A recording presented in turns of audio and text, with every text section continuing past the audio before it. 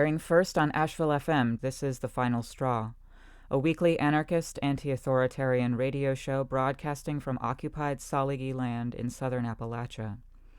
We bring you voices and perspectives from people, projects, and struggles around the world engaging in the long project toward liberation. You can email us with questions or suggestions at thefinalstrawradio@riseup.net or at protonmail.com, or send us letters at P.O. Box 6004, Asheville, North Carolina 28816.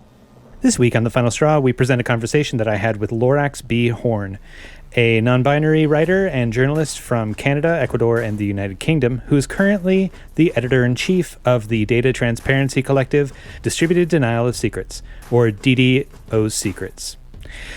In June of this year, the collective released roughly 269 gigabytes of hacked information from 251 law enforcement agencies, mostly in the U.S. The data comes from the shadowy hacker group Anonymous and was retrieved from federal fusion centers, which facilitate information gathering and dissemination between high-level agencies like the Department of Homeland Security, Department of Justice, and the FBI, with state and local law enforcement, and are situated all around the so-called U.S. This leak is called BlueLeaks. If you haven't heard of it, it's kind of not surprising. For the hour, Lorax talks about the development of fusion centers, the contents of the BlueLeaks trove, insights drawn by journalists who have used the data to cover things like far-right conspiracy theories entering law enforcement bulletins, the editing process used by DDOSecrets, social media and governmental attempts to cover up the contents, and the persecution of WikiLeaks' Julian Assange. And now some words from anarchist prisoner Sean Swain. What you say, what you say, what you say, what? We'll call like a wall. If you're hearing this, it probably sucks to be me. Burst and I are pre-recording a bunch of segments in anticipation of the fascist fart goblins shutting down my communications again. You know, like they always do. So, if you're hearing this, there's just no telling where I am or what's going on. Probably, I have no communication with the outside world. Quite possibly, Exploitation Annie, director of the Ohio Dimwits of Retribution and Corruption, has me naked in a deep pit in her basement as she sews herself a man's suit made out of human skin. You know, it puts the lotion on its back. Annie's a sociopath, obsessed with my mind, and the skin on my back that she's harvesting for her man suit. But I digress. I got a zine recently from friends in the Bay Area about the Stanford prison experiment. Ever heard of this? The Stanford prison experiment was carried out in 1971, and it's been duplicated many times in other places with very similar results. What they did was they created a mock prison wing in the basement of the university's psychology department. They used a former prisoner as a consultant to help them transform offices into cells and turn a corridor into a yard, what is commonly referred to as a dog walk in places like Pelican Bay. An undergraduate was put in charge of the prison as the warden. The prisoners and guards were straight from the college campus, 24 volunteer students. Half were randomly assigned as guards, half as prisoners. Prisoners were issued uniforms and guards were issued khakis, billy clubs, and whistles. At the beginning, there were 9 prisoners distributed among 3 cells. 3 additional prisoners were on standby. 3 guards were assigned to each of 3 shifts, leaving 3 more guards on standby. The simulation was planned to go for 2 weeks. It had to be shut down after only 6 days. Students assigned as guards began asserting their authority, conducting counts that would extend for an hour, sometimes at 2:30 in the morning, as guards would blow their whistles. On day 2, prisoners staged a mass rebellion, shedding prisoner garb and barricading their doors. The guards called in the 3 extras on standby for a show of force and responded with violence, blasting prisoners with fire extinguishers to take the prison back. They then punished the prisoners, stripping them naked and removing beds, putting suspected ringleaders into solitary. Reminder, these were college kids, a mock experiment.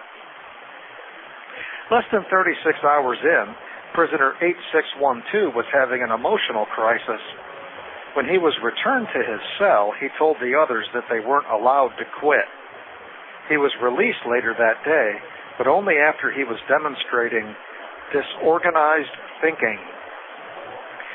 The following day, guards overheard prisoners discussing a mass escape plan that would apparently involve released prisoner 8612. So they moved all the prisoners to another area, but the escape never materialized. By this point, guards had escalated their terror, forcing prisoners to scrub toilets with bare hands and forcing them to stand for hours for every count.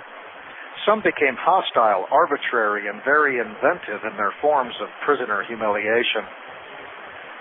One prisoner developed a stress-related psychosomatic rash over his whole body. Another undertook a hunger strike, and when guards couldn't get him to eat, they tossed him into solitary for 3 hours, even though their own policy provided for a 1-hour time limit. Guards gave the other prisoners a choice: give up their blankets so the hunger striker could return from solitary, or leave him in solitary all night. They decided to leave him. By the end of day 5, some of the prisoners' families were consulting a lawyer, a real-life lawyer, to get their sons out of the experiment. Some guards were abusing prisoners in the middle of the night when they thought researchers weren't watching. Abuse that was more degrading and, quote, pornographic, unquote. The experiment was shut down on day 6. Ironically, the following day was August 21st, 1971, the day Soledad brother George Jackson was assassinated by prison guards at San Quentin Prison in California. Less than a month later, New York prisoners, in solidarity, responded with the Attica prison riot. At any rate, what we learned from the Stanford experiment is that imprisonment is a dangerous social distortion that turns guards mean and traumatizes prisoners. It is not only evil and unnecessary, it is not only an absolutely ineffective response to crime, but it is additionally detrimental and harmful and toxic to everyone involved. That's why people like Annette Chambers Smith, Exploitation Annie, become monsters and do terrible and mind-numbing things to people. Like me, like this communications suspension. Monsters hate exposure, you know. Yes, Annie, it puts the lotion on its back. This is anarchist prisoner Sean Swain, currently missing in action. If you're listening, you are the resistance. You can write to Sean Swain at his latest address at Sean Swain, number 2015638, Buckingham Correctional, P.O. Box 430, Dillwyn, Virginia, 23936. You can find his past writings, recordings of his audio segments, and updates on his case at seanswain.org, or now follow him on Twitter at @SwainRocks. As a quick update on Sean's situation, he's still stuck without a phone or email access, but he appears to be getting his mail. This is a hard situation for a presidential candidate, and surely some listeners have pull with the Federal Elections Commission to correct this injustice. A couple of ways to help out Sean otherwise for where you're at include contributing to the fundraiser set up to collect legal fees for him, linked in our show notes and in the last episode, as well as you can contact the Ohio Department of Rehabilitation and Corrections Director Annette Chambers-Smith by calling 614-387-0588. Or you can write to 4545 Fisher Road, Suite D, Columbus, Ohio, 43228, USA. Sean would probably appreciate you asking them why Sean Swain, whose Ohio number is A243205, is being denied access to JPay services. What happened to his hundreds of dollars of music and other items that didn't transfer over to his JPay in Virginia? And also why his phone service is currently down. You could also ask why he's in exile in Virginia in the first place. The Final Straw is a proud member of the Channel Zero network of anarchist podcasts, and here's a jingle from another member of CZN, Margaret Killjoy. We suggest listeners check out recent practical episodes of Live Like the World is Dying, one of her 2 podcasts, which recently has been covering topics such as how to treat gunshot wounds, good approaches to masking up against chemical agents, body armor, open source medical chemistry, and a lot more. Hello, and welcome to We Will Remember Freedom, a monthly podcast of anarchist fiction. I'm your host, Margaret Killjoy. Hello, and welcome to Live Like the World is Dying, your podcast for what feels like the end times. I'm your host, Margaret Killjoy. Hello, and welcome to the jingle for both of my podcasts. I'm your host, Margaret Killjoy. You can find my podcasts wherever you get your podcasts or get them from the Channel Zero network.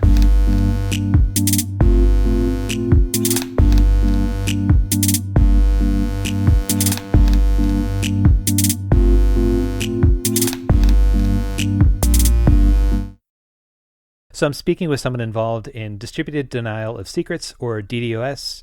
Would you please introduce yourself for the audience? Any name, preferred pronouns, and maybe tell us a bit about DDoS, including the choice of that name? Sure. My name is Lorax Horne. I joined DDoS, or DDOSecrets, or Distributed Denial of Secrets, first as sort of a member of the board of advisors. I'm a journalist and a freelance writer, editor, and activist, and I was on the board, which is sort of not involved in the day-to-day until last year, around December, when we were working on a pretty big investigation of some financial crimes. I came off of the board and became the editor-in-chief of the collective at that point, and so I've been involved since December 2019 in that capacity. And can you talk about the significance of DDoS as a name? I think it's pretty cute. Right, the name.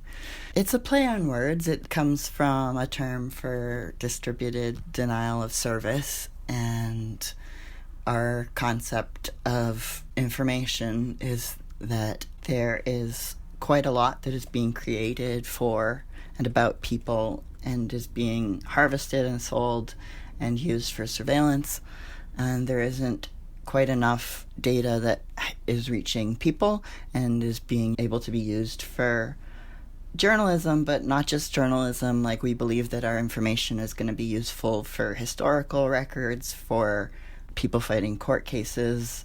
So we believe in public access to information. Distributed denial of secrets it's an idea, and the name, it could change, kind of thing. It's what we call ourselves for now. And I think that what unites us is a belief in the value of information reaching the public. And I think that we work to reduce the amount of gatekeepers that control this access to information. There's different levels of this at play in the media right now. And I come from journalism. I sort of have worked as a journalist and still do, and I'm not saying that we don't need journalists, but I think that we also need DDoS as a place that journalists can reference for data that maybe isn't tied to the news cycle but is related to our lives. Yeah, so it seems like you were saying back in December, or like last year, y'all were working on getting information out publicly. So, I mean, that predates the current uprising, but I thought it's important to mention the uprising against the police, mostly police killing of Black lives, but against police unaccountability in the U.S., that the release of BlueLeaks by DDoS was so timely.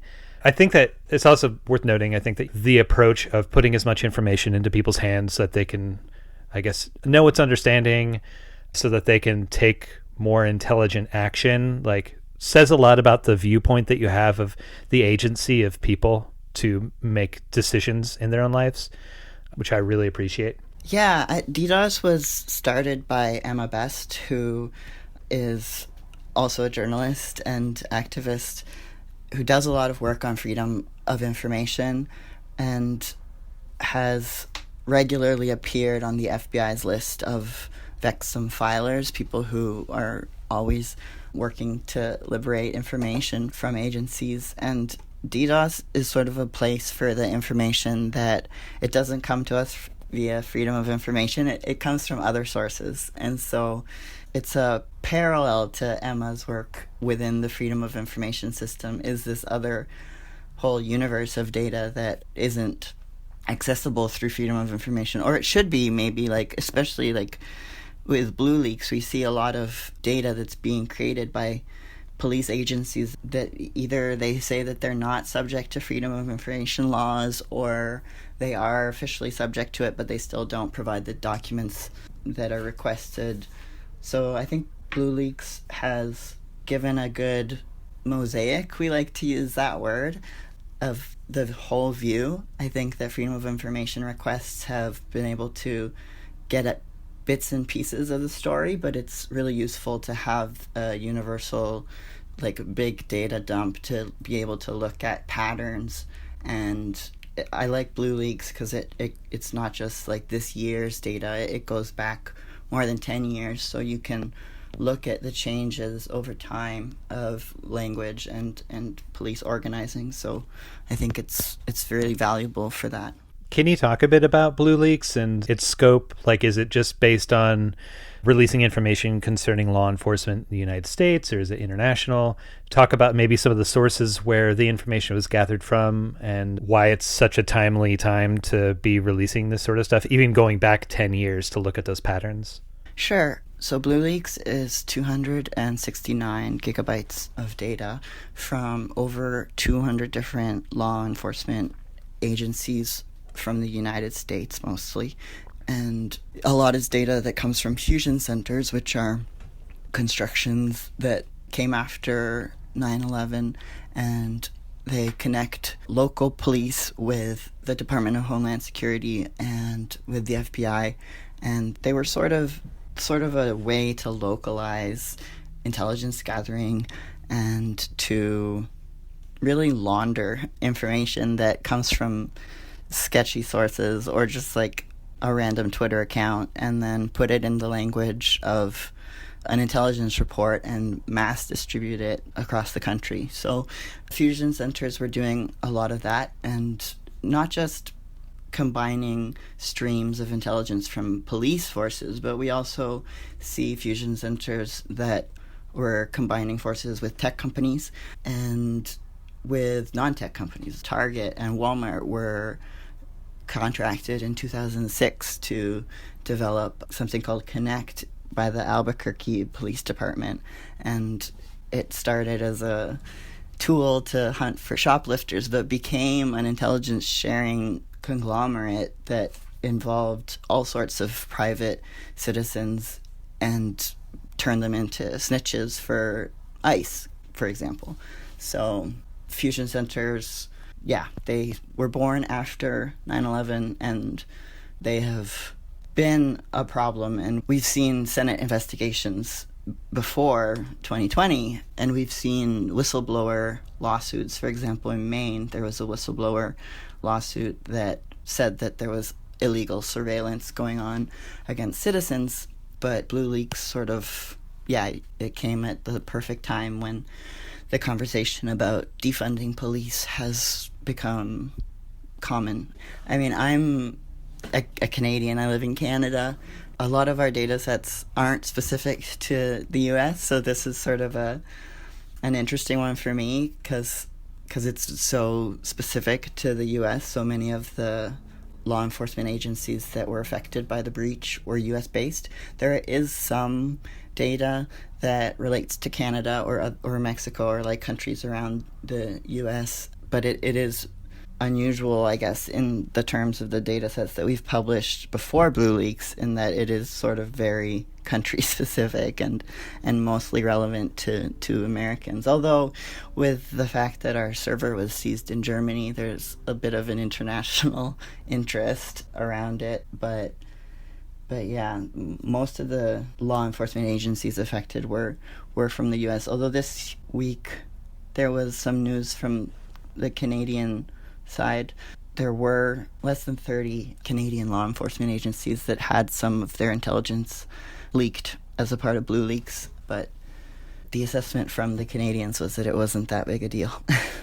And was their information released because of like separate hacker attempts to get information, or is it because of international cooperation between law enforcement agencies? Yeah, it was all along the lines of international cooperation between law enforcement and Canadian agencies sharing data with with U.S. agencies who then were affected by the breach. It wasn't any Canadian law enforcement agencies that were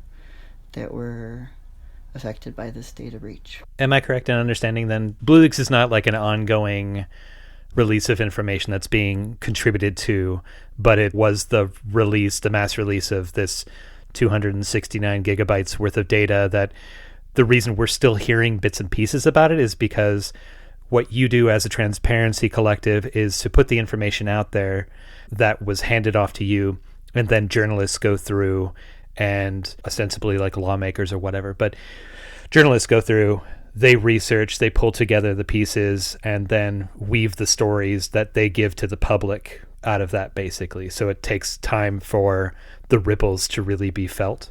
Correct.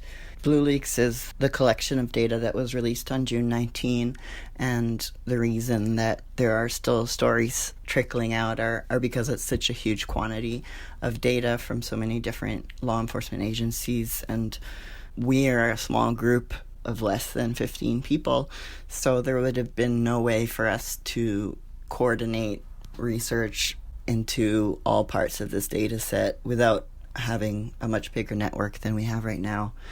So we decided with this data set to release it to the public and to not provide it to journalists ahead of time. Some data sets that we've published before, the one that I mentioned from December called 29 Leaks, it was also quite a large collection of data, and we shared it with a network of journalists called the Organized Crime and Corruption Reporting Project for 8 or 9 months before we published that in December. So we take different policies with different data sets. A lot of the times it depends on the source agreement that we strike, and each of our data sets can come from a different source. With BlueLeaks, what we've been released to say about the source is that they align with the movement Anonymous.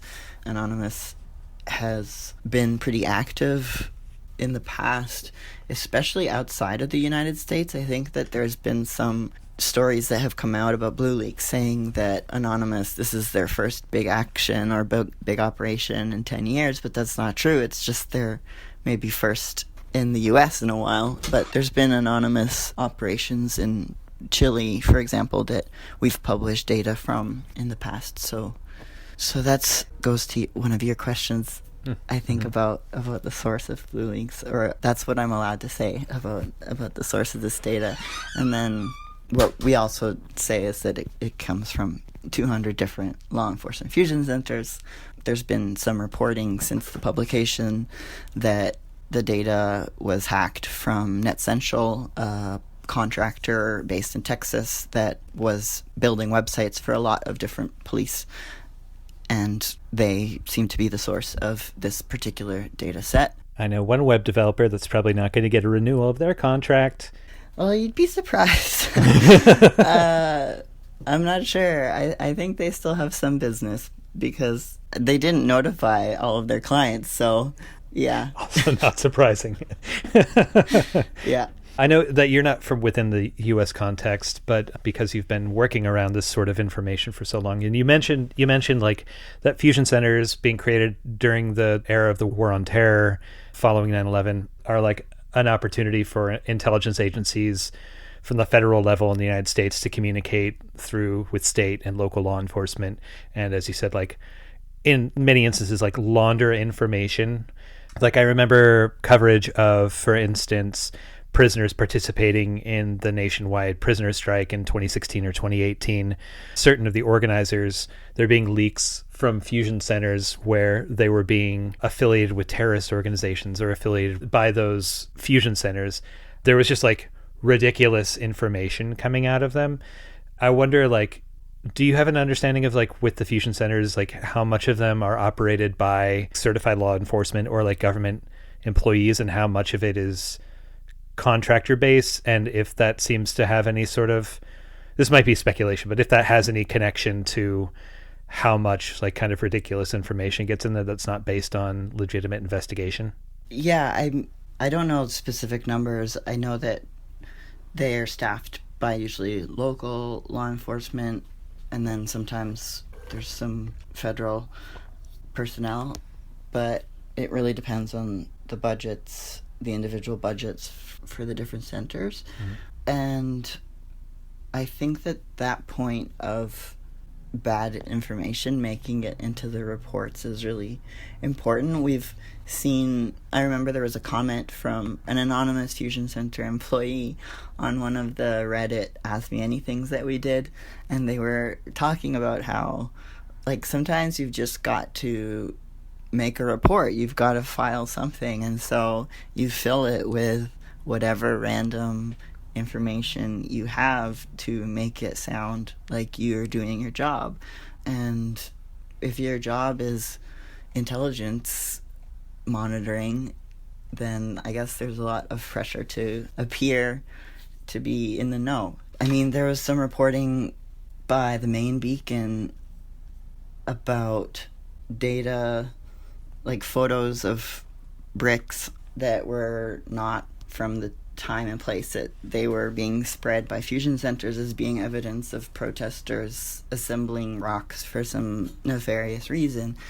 And so there's all sorts of that, I think, pressure to be in the know and to make yourself important and to continue to perpetuate the need for a police state and for a police at every level of the process of control, I suppose. I feel like that's a very good example of what in this case was, I mean, it hypothetically could be from whatever political position, but like a right-wing conspiracy theory about anti-fascists as well as about the Black Lives Matter movement or the movement for Black Lives, like finding its way into law enforcement circles, like through the Fusion Center. That's the point I was trying to get at. Yeah, the Guardian article that you mentioned that was published recently about the wildfires on the West Coast and the rumors about how they were being lit by Antifa or anarchists, the two buzzwords.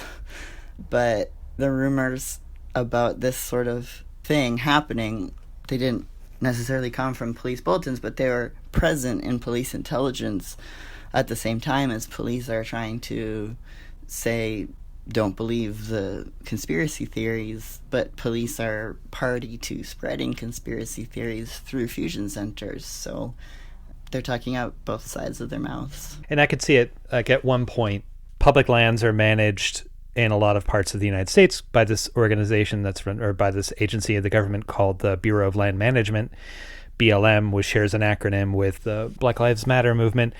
And so I could see like somebody sort of just being like, mismanagement of the land by this group called BLM. Oh, BLM's behind the fire. Like it's just this sort of like game of telephone thing developing, but it's kind of sadly unsurprising when then it becomes law enforcement repeating these same, whether because of some like personal political bias or because of laziness or like just the need to, like you said, like be in the know and report a thing that's being talked about, to just sort of like pass that on in a way that again, like amplifies the disinformation, but the misinformation of the wider public and muddies whatever discussions going on around life and death issues. Yeah, we've seen reporting that looks at bulletins that have been shared by fusion centers, and they take something that they see on social media maybe, and then the language of intelligence gathering and situational awareness and not mentioning the source makes something that they saw on a random Twitter account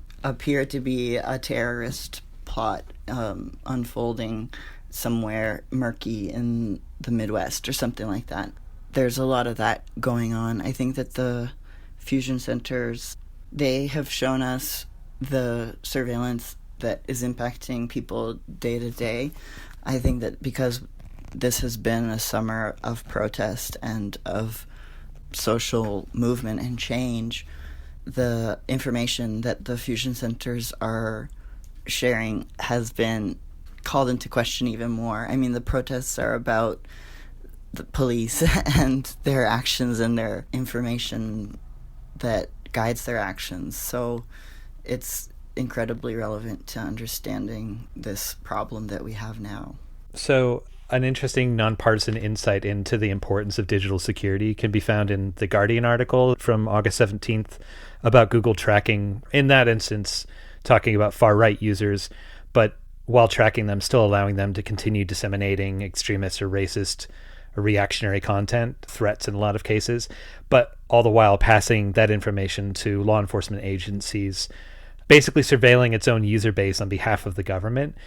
You mentioned also corporations like Walmart and Target cooperating with the fusion centers, but can you talk about sort of like the insights that the Guardian article points to, and maybe the relationship between these providers that, especially during the pandemic, more and more of us are relying on for our communication with family, our coordination in the streets, our work in some instances?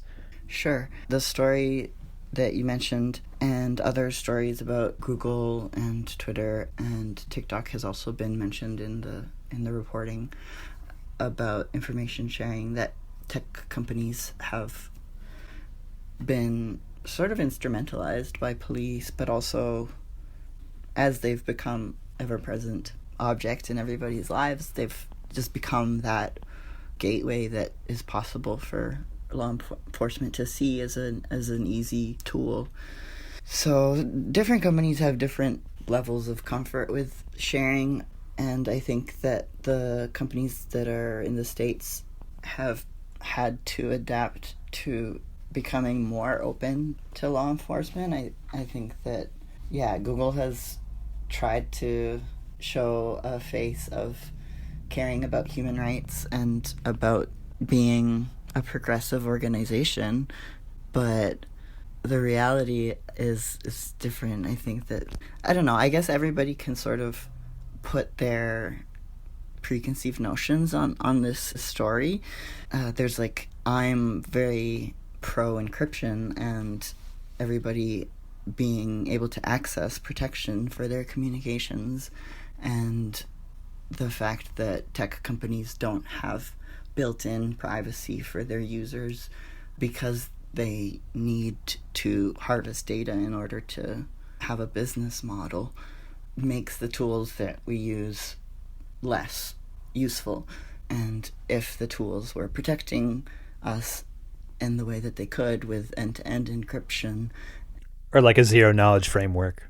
Yeah, and turning down law enforcement requests for this sort of data that comes without a warrant or without any sort of oversight is important. I wanted to also go back to the point of the Google story about far-right users, because at what point is Google creating more of these so-called far-right when a lot of times it's people who've been pushed into a fringe by the decisions that the Google algorithm is making for them. I mean, we've seen stories about YouTube suggesting videos to folks that are farther and farther from the truth, but more conspiratorial and more engaging, so that the user is on the platform for longer, but watching further flung conspiracies in order to get that reaction. So, I don't know, there's all sorts of conversations that could be had about tech companies and the decisions that they're making. I think that BlueLeaks has proved that Twitter, at least, is very friendly to police, and that there's Twitter partners that provide data to police sort of as their open business model, and that's one called Data Miner that came up in Intercept reporting. And it's been complained about, like, why is this company monitoring protests information on social media and sending it to the police?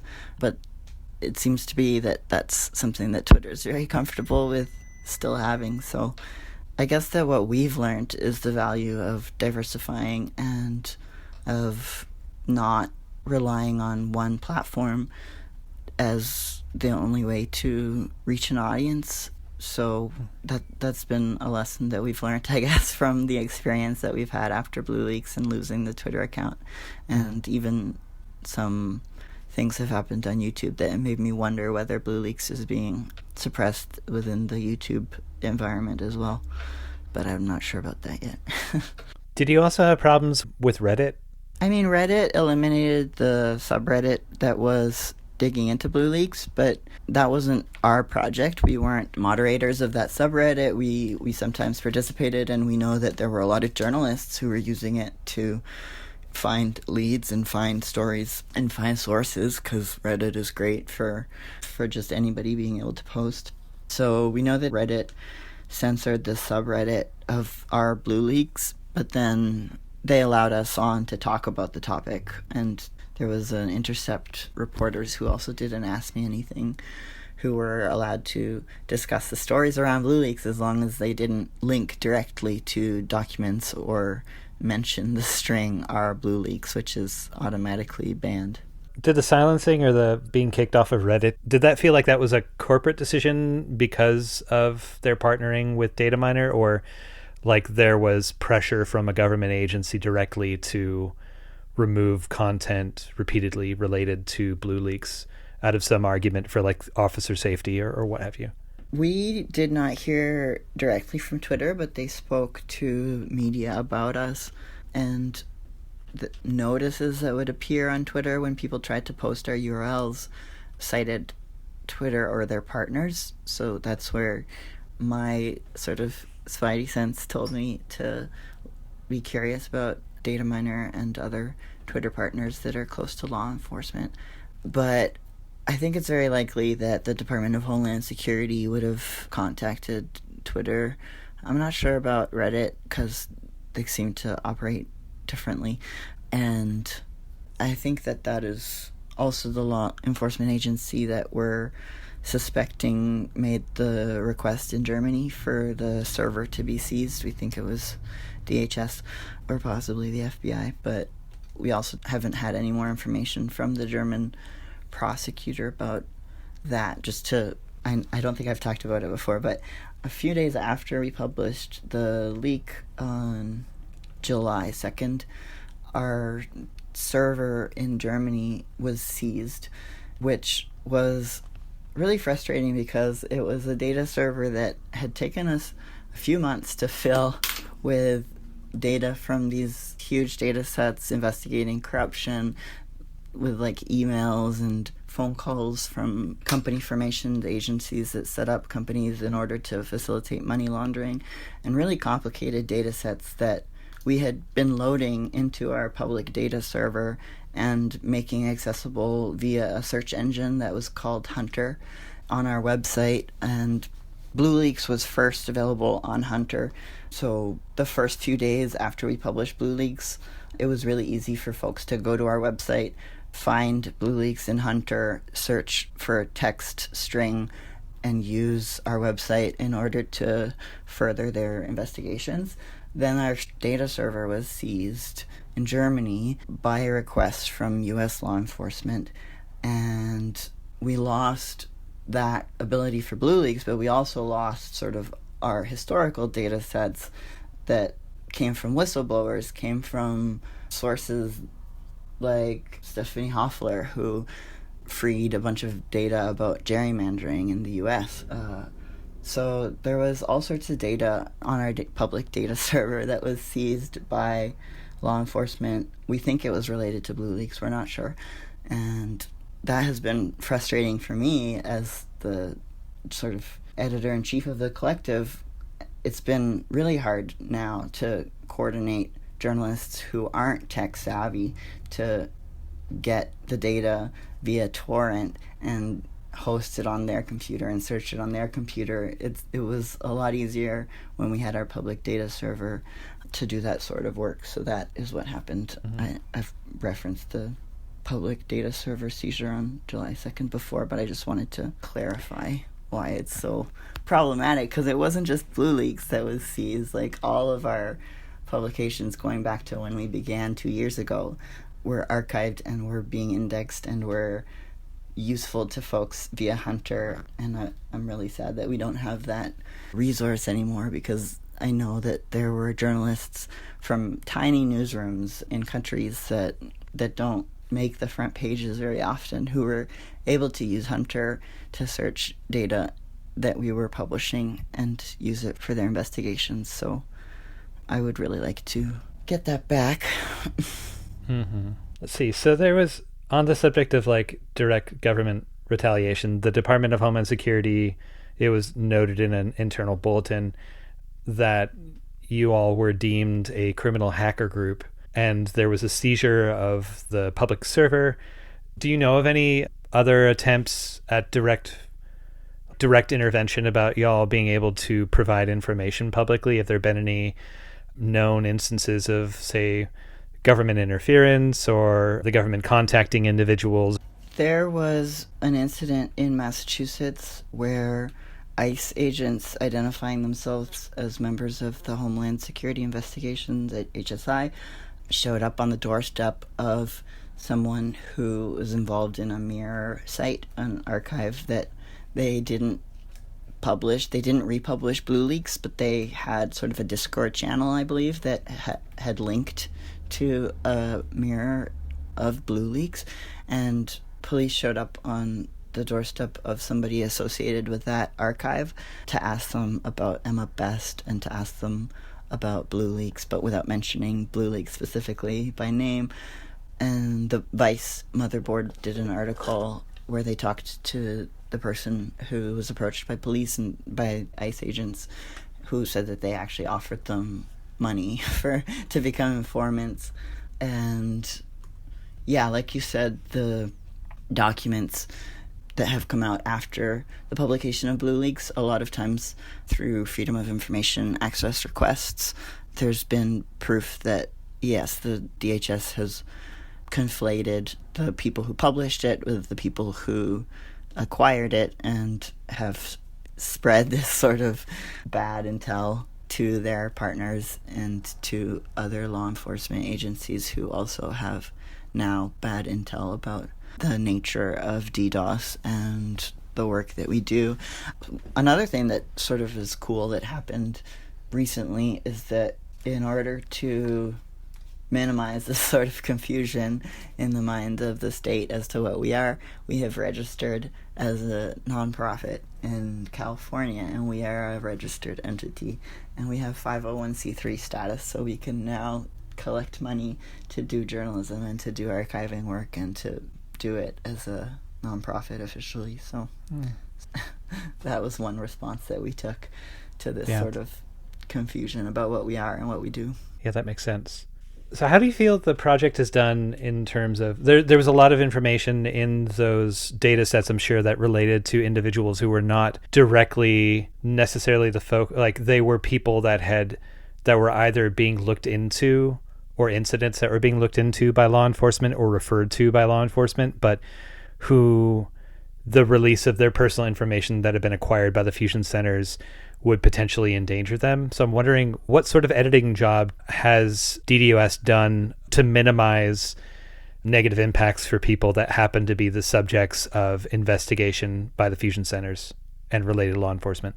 So we redacted a large portion of the data before it was released, about 30 or 40 gigabytes of the data that was originally like in the set. We got rid of it before we published, and there's obviously like information in BlueLeaks that is not of public interest and that within the context of the whole set is maybe like not as indispensable, but we believe that the redactions that we did a lot to protect people. And in terms of the identities of police or the names of law enforcement agents, that wasn't a priority for us for redacting the data set. We believe that police are public servants who we need to have as much documentation on as possible. Do you feel like that's maybe one of the reasons that law enforcement's been coming so hard after y'all? Oh, for sure. Yeah. I would say that we have a different philosophy towards what information is important. And I would also note that our founder, Emma Best, has a lot of experience with reading classified documents, and nothing in BlueLeaks was classified top secret. It was all lower level sort of intelligence that it isn't as sensitive as, for example, like the State Department cables from the WikiLeaks days or Edward Snowden's release. None of it like rises to those sorts of levels of intelligence. It comes more from like local fusion centers that collect from local cops. So for years now, authors like Christian Williams, who authored Our Enemies in Blue and edited Life During Wartime, among other books, have talked about how modern policing is essentially run as a counterinsurgency campaign in which community members are viewed as either enemy combatants or potentially becoming such. Did that vision kind of, I guess, like, well, you all are hosting the information and providing it to journalists who sort of would make those conclusions, but is that like a sort of viewpoint that authors have seemed to come to, or does that sort of like pan out from the data sets that the fusion centers provided, quote unquote provided? Sorry, can you repeat that question? Yeah, I'm wondering within this like wider movement around police violence, which is obviously like not just in the United States, like there was a similar thing to BlueLeaks, I guess, like the release of at least, well, maybe this is more like the oh, you mentioned the Belarus police as well, I believe. Yeah, so I mean, in Belarus, hackers got a hold of and released personal information about police. I don't know if they released intelligence information beyond that to sort of like look at patterns, but in that instance, as the uprising continues, they made the argument that, look, these are public servants, so these are people that are like in the streets attacking people. We should know as much information about them as possible. But in a lot of different countries, there have been movements this year that have sort of unified to bring awareness around police violence and its impact in particular on like marginalized communities. I talked to Delina Call of the Wet'suwet'en folks last week, and she spoke about the not only movement for Black Lives protests that have been happening in so-called Canada, but also the commonality of recognizing the purpose of law enforcement as this organization that applies violence within society. And I was trying to ask, like, there have been authors like Christian Williams and many others, but that's the one that comes to mind because we've gotten to interview him a couple times, who have talked about basically the mindset and the organizing of modern policing as operating as a counterinsurgency and having a mindset that like anyone in the community is either an insurgent or a potential insurgent at any time. And I'm wondering if like, as like panning out from the BlueLeaks and the journalism that's been based on the BlueLeaks, does it feel like that is one of the things that's sort of like held out? Does that seem to apply to the data sets or the intelligence that's been released through BlueLeaks, that this is the viewpoint of law enforcement agencies, at least mostly around the United States?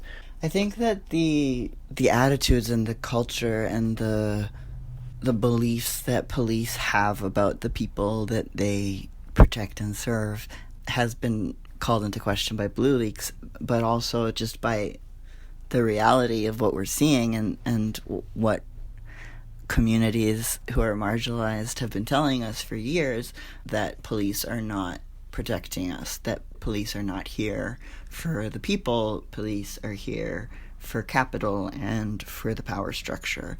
And the point about military tactics and military language and military equipment, a lot of times we see coming back to police forces and being repurposed as crowd control or as tools to suppress dissent. And we've seen that with purchase orders for tank-like vehicles that end up on streets, but we've also seen that in the language of the fusion center bulletins, and when they talk about protesters as the enemy or as the threat to be mitigated, then it does make me wonder what sort of avenues we have for reforming an entity that is at war with us. Is it going to be disarmed by just talking about it? Or no, I think that Yeah, this summer has been really stark and really scary in terms of the amount of folks who are realizing that police aren't protecting them and are in fact the problem that they need to organize to defeat. Fusion centers were a post 9/11 construction, so it makes sense that they would over time become this sort of militarized thing. And I think that borne out in the reporting. The Nation did a really good article about BlueLeaks where they talked about this us and them attitude in law enforcement and how it was possible for police to consider Kyle Rittenhouse as an ally and allow this sort of militia person to operate and to leave the state where he had just committed murder because the police perceived this action as being on their side in a war against protesters, and it's really dangerous. I mean, people are dying, and it's important to talk about whether we want to be considered a counterinsurgency when we're protesting for peace and against violence. Yeah, I'm wondering if any other, because I'd written a question asking about like if there were any insights into discrepancies between law enforcement agencies' reactions to far-right reopen protests and the anti-racist movement or movement for Black Lives demonstrations. But, the BlueLeaks came out in June, and it's a decade-old set of information, goes back at least a decade, as you said, so it may not reflect on more modern instances.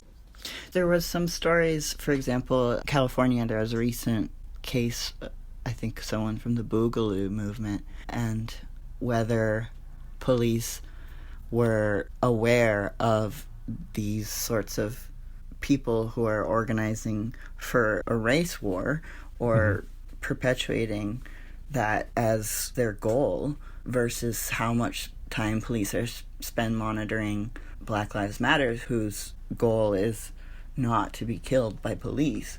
It's really disturbing, I would say, how much data is spent monitoring Black Lives Matter versus how much police know about white supremacists and their connections and their movements. Or how much they act to stop it. There's a long history of, I'm sure there is for local, but at least with the FBI infiltrating white supremacist organizations, violent white supremacist organizations, and working with them through, or even proposing violent activities, bombings, assassination attempts, lynchings, so as to get the goods on these groups without actually actively attempting to stop it, because they consider, well, we can't intervene in this investigation, we're going to let people do what they're going to do, and yet at the same time people die at the hands of those organizations, in many cases with some sort of undercover agent or officer among the ranks of that racist group. Mm-hmm. Yeah, and previous data sets that we've published have come more specifically from far right. For example, we published something called Whispers. It's at whispers.DDOSecrets.com, and it's millions of chat messages from Discord message boards for far right and white supremacist and neo-Nazi organizing. So we've sort of been aware of this problem from that side of it, and I think that in BlueLeaks there's a really interesting way to connect the white supremacy that is inherent in policing when the people that they're killing are Black or Indigenous or Latinx. So it's a ongoing concern, I would say, of our group. We say that we're publishing data trying to come at it from a neutral point, but also we're explicitly anti-fascist just in who we are, and we're not going to be welcomed in any far-right groups or Nazis that don't really like trans people, so we're kind of anti-fascist by very little choice in the matter. Yeah. So again, you're not based in the US, but a lot of the data that's coming out, and the US takes up a lot of space internationally, But so the U.S. Attorney General, William Barr, is continuing to push as well as a lot of government officials and folks, mostly Republicans, but I'm sure Democrats too, push for the Earn It Act to be passed, which it would criminalize the use of encryption by platforms that don't collaborate with the U.S. government and don't follow certain strictures that the U.S. government requires, which includes the installation of backdoors into encryption so that government agents, ostensibly for the purpose of public safety, I'm sure they would point to like mass shooting incidents in the United States history and saying, well, we couldn't get into that iPhone, we couldn't get past the encryption to actually see who they were communicating with, so they might have been conspiring with other individuals. But can you talk about the danger posed by things like Earn It and other government attempts to limit encryption's applications and the independence of encryption, and what BlueLeaks should teach the public about weak security? Yeah, so I guess I would say it's true that the governments of the U.S. and then the Five Eyes, which Canada basically like tags along after the U.S. in that alliance of intelligence sharing. So the U.S.-led hegemony of moderators, that is the Five Eyes Intelligence Alliance, they definitely would like for encryption to be weakened and for the government to have the golden key to unlock every device and to know everything from everyone. But I would say that this sort of creation of a government backdoor or government access to tech just opens that door for anyone, because the government isn't very good at securing their data. I would just say that you can't make a door that only government can go through. If you create this weakness in a security system, then anybody can exploit that weakness.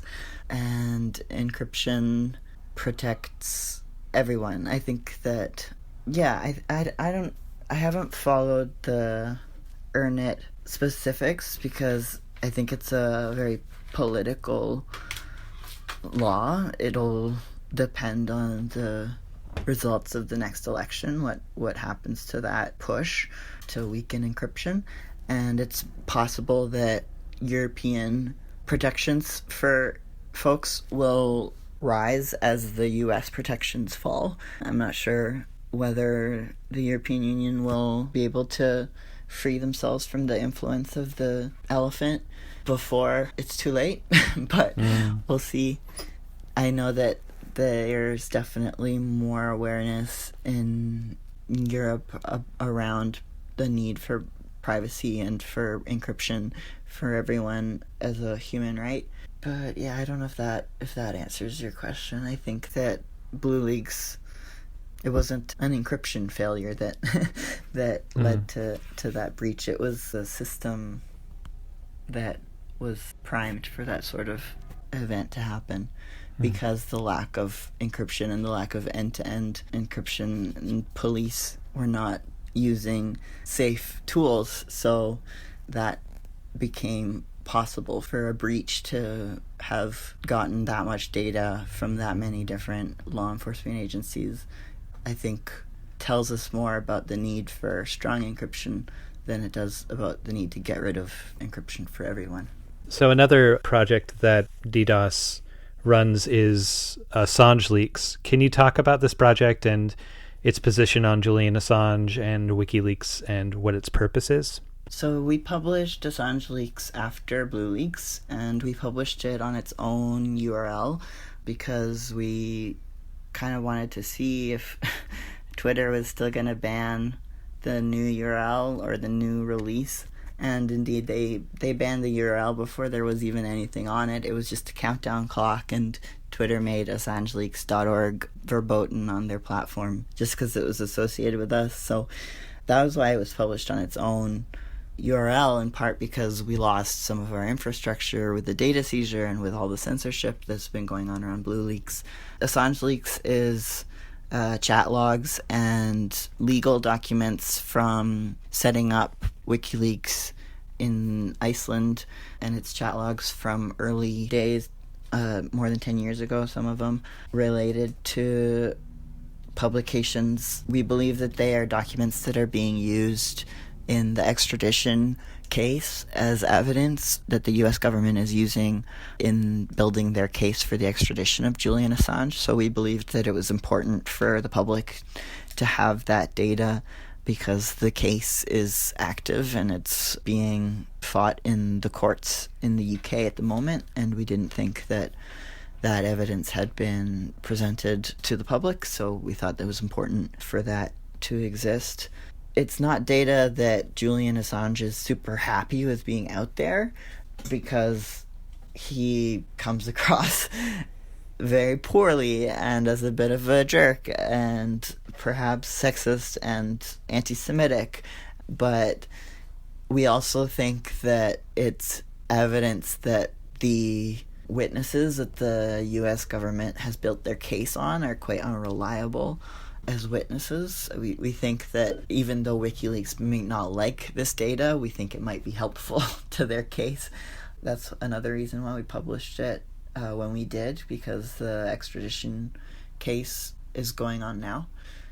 And it's been interesting to watch the reaction to it, because a lot of folks didn't read the data itself or didn't connect it to the case. They just, because Emma Best has this history of confrontation with WikiLeaks, they automatically assumed that anything that we published related to WikiLeaks was going to be negative. I think that different members of our collective might have different individual opinions about WikiLeaks. I have had my own experiences with that group, and Emma has had very different ones. So I think if you talk to different DDoS members, they would each have a different opinion about WikiLeaks, and I think that the Assange Leaks publication was really interesting for us to teach us about the censorship that we were going through with Twitter. And then also, I think that it has been, for me personally, interesting to see an organization like ours, but so dysfunctional. And I've learned a lot from WikiLeaks about how not to do things, I think, is how I relate to that data set, or how I read Assange Leaks was okay, so these are the mistakes that we really have to avoid. So that's how I see that data set. There's stuff in there that has been published before, bits and pieces, videos, chat logs from Jeremy Hammond talking to Sabu are in there, because we believe that that was evidence that was being investigated by this recent grand jury that's trying to force Chelsea and Jeremy to testify. We believe it's related to the court case, and we don't think that you have to have an opinion either way on WikiLeaks in order to consider that the data set is important to the case. Yeah, that makes a lot of sense. Can you talk about some of the organizations that y'all work with? We have been lucky enough to host conversations with a few of the folks from Unicorn Riot, for instance, in the past.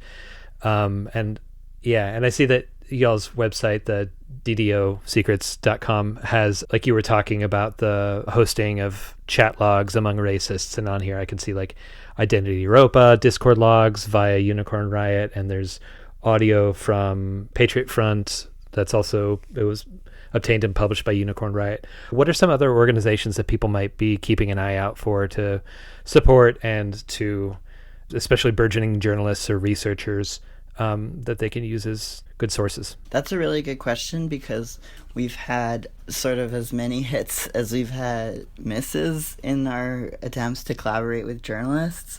We are really fans of Unicorn Riot. They're great. They do great stuff. And Whispers was built with sort of the Discord leaks that they put out as a background or as a predecessor. We see ourselves, and we've talked about trying to do more with Unicorn Riot and trying to combine those data sets and make them more useful to folks. And then we've collaborated with the Organized Crime and Corruption Reporting Project. They are a network that is funded in part by the U.S. State Department. I think they have an office in the U.S., but they also have an office in Eastern Europe. And we got our Hunter software from code that they write and released called LF, which is their tool for searching and indexing data sets for their anti-corruption network of researchers. So Hunter was sort of built off of their software, and we collaborated with them for the 29 Leaks research. And then in the spring, we worked with a journalism network called the European Investigations Collaborations, which is a smaller network in Europe. And I think that our argument for going to them was because they were open to working with students, and we've really had a great time when we worked with journalism students. I think that journalists, when they're working in the corporate system, they have pressures and they have concerns that are maybe more commercial, and DDoS, the way that we operate, is very non-commercial. And so when we got to work with students to dig into the data sets, it was just more rewarding, the questions that they asked and the rabbit holes that they followed that weren't tied to maybe a commercial set of pressures. So we've really enjoyed those sorts of like smaller groups. Big journalism networks are big egos, and they don't necessarily have the public interest that we consider to be the same. A lot of journalism outlets now publish with paywalls, and that's really destructive to the public information ecosystem. And so that was also something that we noticed after 29 Leaks, was that we had all this data, and we had approached journalists in order to become sort of storytellers around the data, but then they were publishing stories behind paywalls, and so we were back at square one in terms of trying to get folks to understand the data. So another thing that we've incorporated into the agreements that we strike with groups now is open data principles, and to reduce the amount of paywalls that stories built off of our data are going to carry. I don't know, who else should folks pay attention to? There's basically just pay attention to small groups of people who are doing interesting things. I think that the big networks sort of lose focus or lose a connection to what's relevant, whereas smaller groups of people are more able to be agile and reactive to the circumstances. Right about the time that you were mentioning the anti-corruption in Eastern Europe research that you were working on, you mentioned the State Department. Was that in terms of that research in collaboration? That's because the OCCRP gets some funding from the State Department, and the OCCRP is one entity that some of our sources have asked us not to work with because they are funded by like the State Department or the Ford Foundation or these sorts of like soft imperialist power entities. We sort of depends on the source if they're comfortable with us reaching out to groups like that. Sometimes it's very useful to have someone like the OCCRP or the ICIJ, the International Consortium of Investigative Journalists, to have them have a position on our data. It helps us to seem more legit when they do dig into our data sets, even if we're not able to be a part of their reporting process because they don't think that we're journalists. The data is out there, and they're welcome to use it if they can. So is the fear from some of your sources that relating to or you working with those organizations will make you beholden to the desires, like what gets released will be beholden to the desires of the Ford Foundation or the State Department or whatever other entities like maybe providing funds? Yeah, it affects their priorities when they're looking at a data set, like what search words they're hunting for, which people they are targeting as possible persons of interest for their journalism. It always matters where the funding comes from, who they're interested in going after. So definitely, like, some data sets would not have been served very well by having to jump through the hoops of an entity that was prioritizing like State Department or US-based questions. I think that is another criticism that I would make of our own work, has been that we have a lot of North American members, and that we haven't done as good a job as we could have to build networks in the South, in South America, but also like in Africa. There's been missed opportunities of like stories about corruption that we could have done if we'd had better connections to folks doing the work that we would have needed. So that's a criticism that I'd like to work more on, improving our networks in countries that are not North America and Europe. What sort of collaboration and support is DDoS looking for? Like, are you seeking folks that live in those parts of the world who might have these sort of resources or connections to reach out and start building a relationship? Or do you need funds? We really need folks with like energy to do that sort of work. I think that the networks of power and of money are only becoming more obscure and more entrenched, and in order to research them we need a lot of networks that are just as strong and like just as international, and we just need to be more agile. I think that the next phase of DDoS will be opening our books a little bit and allowing folks to find ways to become involved in the work that maybe they don't see at the moment. So we're always open to suggestions for how to do that and how to be better at networking. I think that I would really like to work on like a network of investigative students, like who are maybe studying journalism or something else, but like that's their main, like maybe history. I would just like a network of like students who aren't commercial journalists right now, but who are interested in the work of like the data, interrogating the data. And then I would be super down for working towards establishing something like that. I know that there are networks of investigative student journalists in Canada that are sort of nascent and have had some projects around public data and water quality, but I think that something international would be really cool, like if students from all over the world were networked and working on DDoS data. That sounds very exciting to me.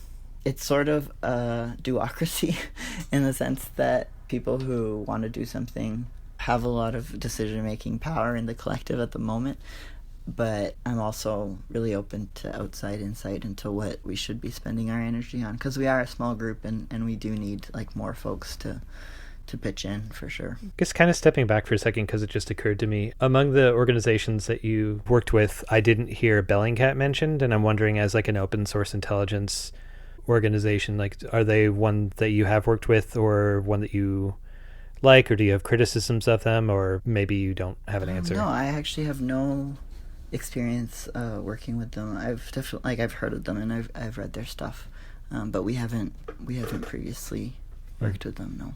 So I guess the last question before hearing other ways that folks can plug in or support y'all or find your work. It's proven very dangerous in the era of the war on terror. I keep saying it that way. I wonder why. To host leaked government documents, it's a very dangerous thing, as well as to hack them or to write about them. So Jeremy Hammond, who you mentioned, is nearing the end of his time in prison.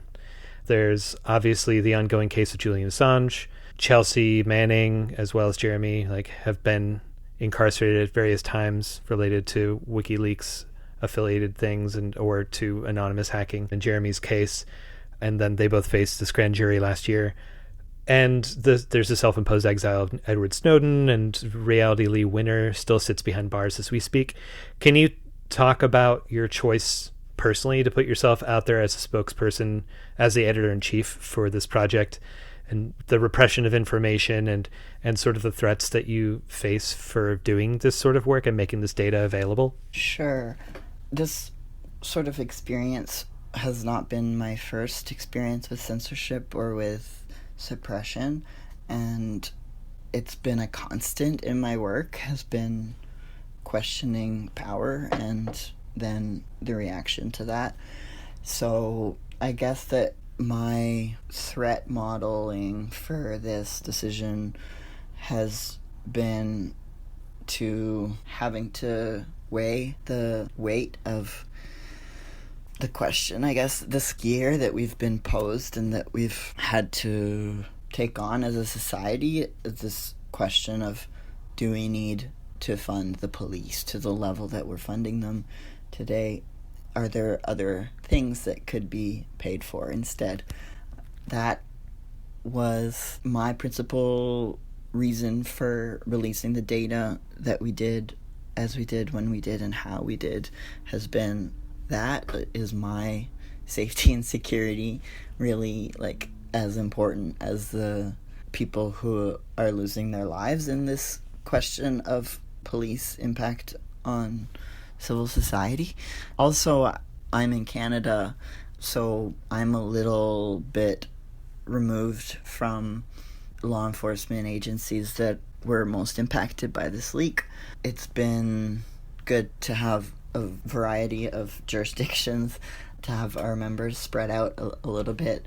I think that has made us more resilient as an organization, and to have me, at least outside of the borders of the U.S., has made it so that we can be a little bit more free in our opinions, because for me to be arrested, there's a few steps that the HS would have to take, but I think that the law enforcement reactions to this data dump have been more around spreading fear than around actually trying to arrest us, because I don't think that that's a case that they can make. I think that our hands are very clean in this question of whether we're the criminal hackers that did this action. But what you're saying is very true. There's people like Jeremy Hammond who are still in prison, folks like Reality Winner, who's a whistleblower that spoke to journalists. Just because I'm sure that we didn't do anything illegal doesn't mean that the powers that be will hold that opinion, and it's a real concern.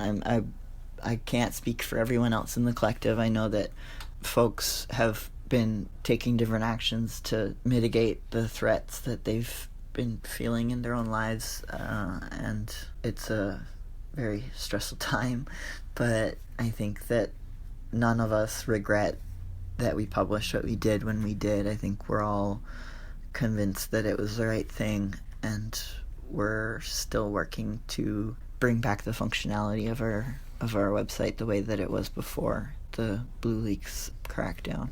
So you've named off a couple of the websites, but if you could rename those, like where people can find some of these projects, or your main site, and what sort of like social media presence, either you as editor-in-chief or a writer, or like as a wider project of DDoS, where people can find you? Sure. So people can still find us on Telegram, t.me/antiplumbers is our Telegram channel. And then we're also on Mastodon, masthead.social/@DDOSecrets. And it's just the one S, so it's DDOSecrets is our handle, DDOSecrets. I am on Twitter at BB Horne, and other members of our group are still on Twitter. We publish to our website, DDOSecrets.com. We have a newsletter, Substack, that we send out our new releases to. When we publish new releases, we send it out to the newsletter first. It's DDOSecrets.substack.com. What else? I mean, we have Instagram, so we're on Instagram, and there's a link tree on our Instagram, so you can find a bunch of other links for our fundraising and for our legal fund. We're also on opencollective.com, which is sort of a fundraising platform for mutual aid groups and for collectives that we use as a place to budget and to show our expenses so that folks can know what we're spending money on. It helps, since we're publishing all this data about corruption and money laundering, for us to budget openly. So we're on opencollective.com/DDOSecrets as well. I didn't know about that resource. That's really helpful. Well, Lorax, thank you so much for having this conversation. I really appreciate the work that you all do, and keep it up. All right. Thank you for the talk. To check out a collection of articles written about the BlueLeaks collected by Lorax, check out the article that is up on medium.com entitled "What is BlueLeaks?" BlueLeaks is one word. For some useful links, to their work, you can check out our show notes at thefinalstrawradio.noblogs.org. You can dig into the data itself and see other collections released by distributed denial of secrets and friendly groups like Unicorn Riot by visiting DDOSecrets.com. You can see the Assange Leaks at AssangeLeaks.org.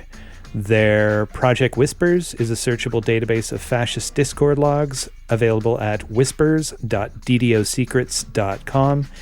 You can also support DDoS with recurring payments at their opencollective.com page. Finally, you can follow their work on Mastodon, Fedbook, Telegram, Instagram, and there's a Substack newsletter, many of which are linked in their link tree, which we share in the show notes. And you can find Lorax's writing on Muckrack and follow them on Twitter at BBHORNE.